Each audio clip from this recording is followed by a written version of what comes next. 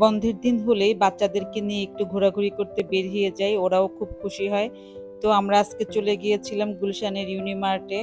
ওখানে গিয়ে বাচ্চারা নিচে ইউনিমার্টে যে একটা খেলার জায়গা আছে ওখানে অনেকক্ষণ খেলাধুলা করলো। আমার ছেলে তো আসতেই চাচ্ছে না। পরে বললাম চলো দেরি হয়ে যাচ্ছে, উপরে চলো, তুমি পিজা খাবা, খেলবা। পরে আমাদের সঙ্গে সে আসলো।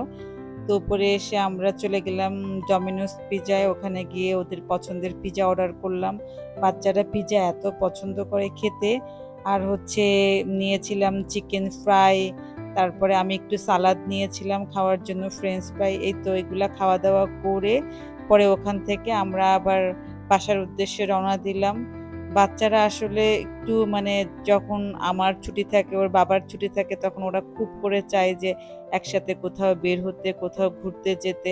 আসলে সারাদিন আমাদের বাচ্চারা এতটাই বন্দি থাকে ঘরের মধ্যে, আমরা এত সময় কম দিই, যার কারণে খারাপই লাগে।